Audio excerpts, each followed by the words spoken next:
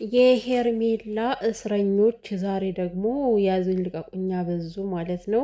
ጭራሽ የኤፍሬምን ቤት ገልብጠው እስኪ ማን ወንዱ ክሰሰኝ እያለ ይገኛል። ሮቶ ማለት ነው። ቀላል ትከሰሳለህ እንዴ? ትቀልዳለህ? ትገባለህ ዘብጥያ። ዘብጥያ የሆነ ሰውነትን ቀንሰ ትወጣለህ ማለት ነው። ዘብጥያ ውስጥ ምን አንጨረጨራችሁ? ምንድን ነው እንደዚህ ያሳበዳችሁ እንዴ? አብርሃምና ኤፍሬም ወንድማማቾች ናቸው። ተለያይተውም ተጣልተውም የማይጣሉ ሰዎች ማለት ነው። እናንተ ትራፊ ናችሁ። ትራፊ እንደሚደፋው ሁሉ እናንተም ነገር ድፈት ትላላችሁ ማለት ነው። ሰላም ሰላም ቤተሰብ እንዴት ናችሁልኝ? ሰላማችሁ ብዙ ትርፍ በደኔ ውድ ቤተሰቦች ውዶችዬ ማለት ነው። ሩቲ እንግዲህ ከሜሪ ጋር ተገናኝታ ነበርና እኔ የምላችሁ ሩታና ሜሪ ሲያወሩት የነበረ ነገር አማርኛ ነው። እኔ ግን በታምር ሊገባኝ አልቻለም። ሩታ ተገናኝተናል፣ ሜሪ አልተገናኘንም።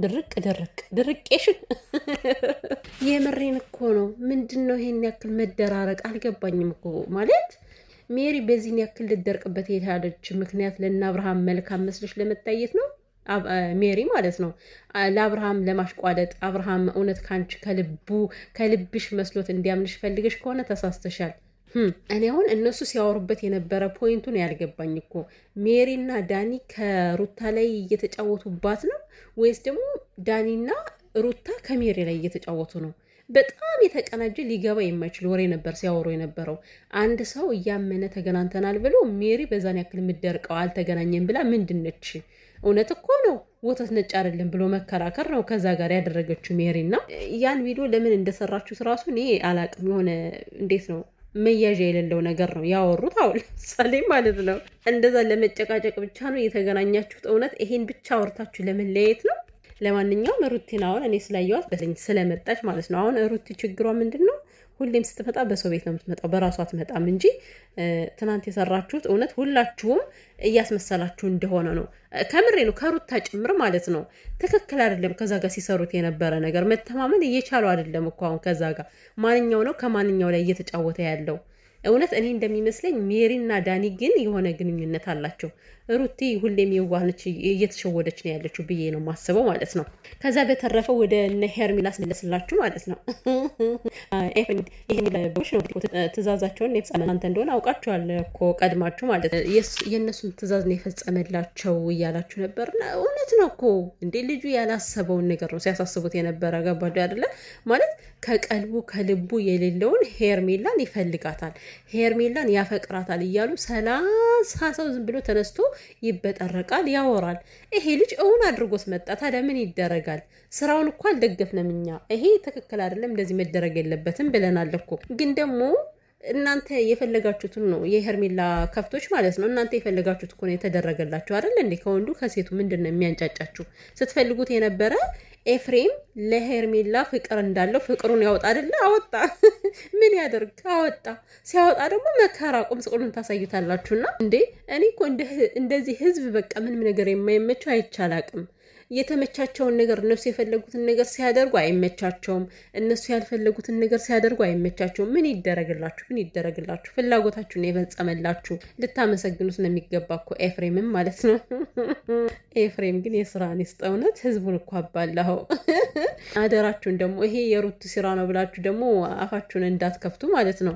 መቼም እናንተ አታፍሩም እኮ ከሩታ ላይ ነገሩን መደፍደፍና መቆለል ትወዳላችሁና እና ምንድነው ዛሬ እንግዲህ እነዚህ ከፍቶች ያው የሄርሜላን ትርፍራፊ የሚበሉ ማለት ነው። እነዚህ ወንዶች እኮ ምንድን ይባል አውደ ገረድ የሚባል የምሬን እኮ ነው። በቃ ሽልጥልጥ የወንድ ልክ የሌላቸው ማለት ነው። እዛ ሲሽለጠለጡና ሲሽከረከሩ የሚውሉ በዚህ እድሜያቸው ራሳቸው ሰርተው ራሳቸውን አስከብረው መኖር ሲችሉ ከሰው ስርስር የሚሮጡ ማለት ነው። እኔማ እናንተ ወንድ አትመስሉኝም እኮ የምሬን ነው። የወንድ ምስል ተሰጥቷችሁ እንጂ ወንድ አትመስሉኝም። እና የኤፍሬምን ቤት ገልብጠህ የሚያስገባ ምንም ነገር የለም። መጀመሪያ ከሄርሜላ ላይ ትኩረት አድርግ። ሄርሜላ አንደኛ ነገር በአደባባይ ለእኔ ስሜት አለ ወይ ብላ ኤፍሬምን ጠይቀዋለች። እንግዲህ ወንድ ልጅ አሁን እንደዚህ ብሎ መጠየቅ ምን ይሉታል? ስሜት እንዲያድርበት እኮ ነው። ሲቀጥል ደግሞ ማለት ኤፍሬም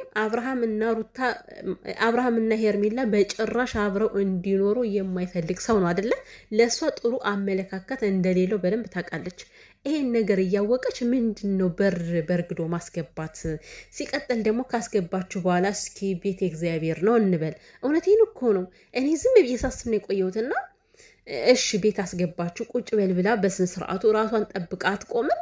ያንን ያክል ጸጉሯን ሲነካካት ፊቷን ሲዳብሳት ጭራሽ ከአንገቱ ስር ሄዳ እየገባሽ ማለት ነው።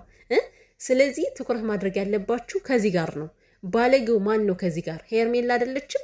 ለምን ሴት ልጅ ሆና ብቻዋን ሆና ኤፍሬም ለእሷ ጥሩ አመለካከት እንደሌለው እያወቀች በር ከፍታ እንዴት ታስገባለች?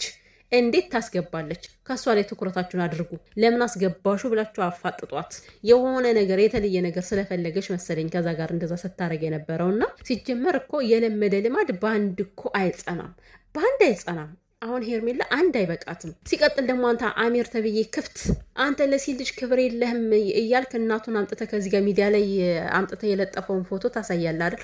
አንተ የትኛው የሴት ክብር ሲኖርህ ነው? ሩታ እኮ ሴት ነች፣ በዚህ አጋጣሚ ማለት ነው። ገባ?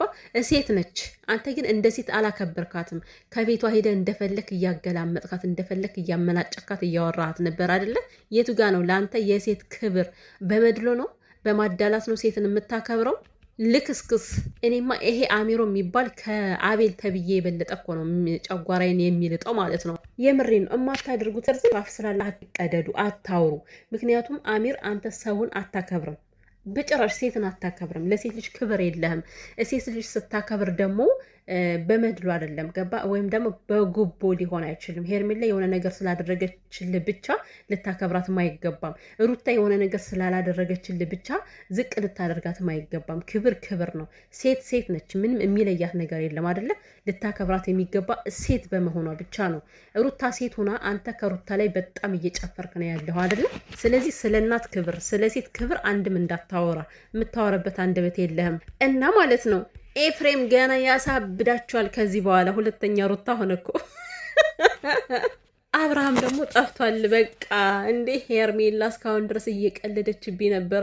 ልጁም ይሄ ኤፍሬም ነው ብሏል አሁን አብርሃም ማለት ነው። በቃ ልጁ የኔ ነው ያልሽኝ ሄርሜላ ዋሽተሽ ነው፣ ልጁ የኤፍሬም ነው፣ ከኤፍሬም ጋር አሳድጉት ብሎ ጠፍቷል።